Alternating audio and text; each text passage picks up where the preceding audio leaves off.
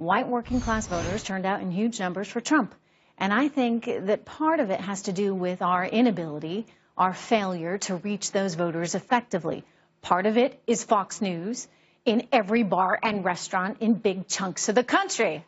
Okay, Fox's fault. When in doubt, just blame us. It's apparently why the Democrats took such a beating in the polls. Joining me right now, Basil Smikle from the New York State Democratic Party and political commentator Harlan Hill. You going to blame us too? No, that should be a good thing. You're in every restaurant, every bar, and every restaurant, and everyone is watching. Absolutely. And I would say that we here, certainly on this program, are much more in touch with your everyday American and how they're feeling right now about the economy in a way that, you know, Hillary Clinton and Nancy Pelosi failed to do. Harlan is a former, well, are you still a Democrat? You can say, no, you were a Democrat. I was registered Democrat. I voted for Barack Obama. And I don't know what I am now. I think I'm a Trumpocrat. You know, I caucus with him, but I don't identify with either party yet. And so, in your view, Nancy Pelosi, the Clintons, the establishment, they have failed you, Harlan. Why? They have. And I think that Democrats in the House had an opportunity today. And it was, you know, they could double down on what has been a failure since 2008. Nancy Pelosi has not won an election since 2008. They've been in decline in the House since then. Or, you know, we could bring in a new generation of leadership into the Democratic establishment, and we could move in a different direction and work on behalf of the American middle class. Why isn't that happening? Why did we see Nancy Pelosi stay on and sort of the status quo continue? Well, it's a couple of things. Number one, I do think that there's been a movement to try to get new leadership both in the House and elsewhere. So that's one thing. But the second thing is, and I think in this very, very limited aspect, Donald Trump said he was going to drain the swamp. He really didn't. A lot of the faces that he chose are fairly known to us, including Reince.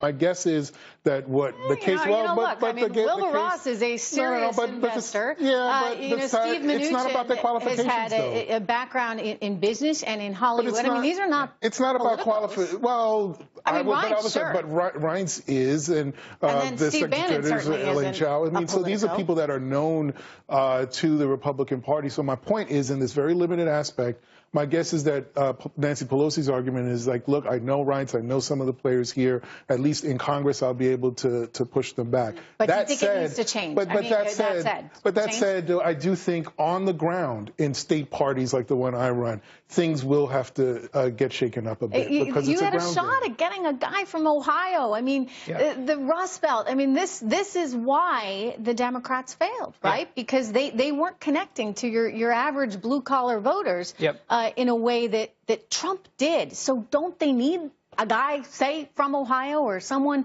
from the middle of the country that's more in touch with those everyday folks as opposed to San Francisco? I believe so. I mean, look, I think the problem is that the Democrats are still in a state of denial.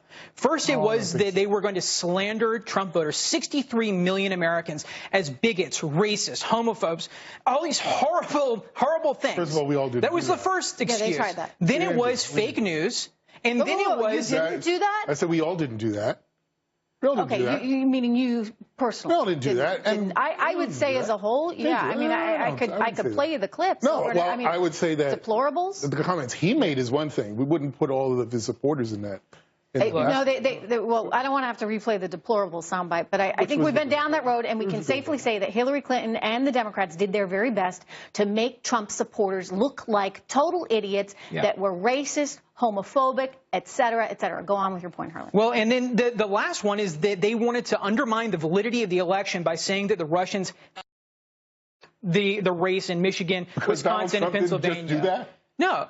Look, you just did that. Look, they're in a complete and utter state of denial. They're not willing to come to a reckoning with why they lost. I want to jump on that. We can get your reaction. Here's Nancy Pelosi in her state of denial moments ago. I have a special spring in my step today because this opportunity is a special one to lead the House Democrats, bring everyone together as we go forward. Special spring in my step.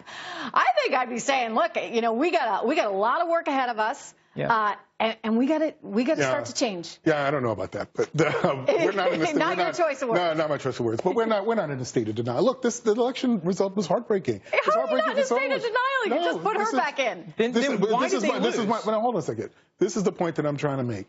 What the congressional folks did for their very specific interest on Capitol Hill is one thing. What we have to do in the states is a whole other story. That goes back to recruiting candidates. That goes back to learning how and going to areas. You got a lot of work. You know what? I'm going to give you a shot at trying to work on Harlan, see if you can get him back into the fold. I think that, as he said, he's left, and it's because you guys left him. Now he's firmly behind him. All right, thanks so much, guys. Harlan, Basel, good to see you. We're taking a quick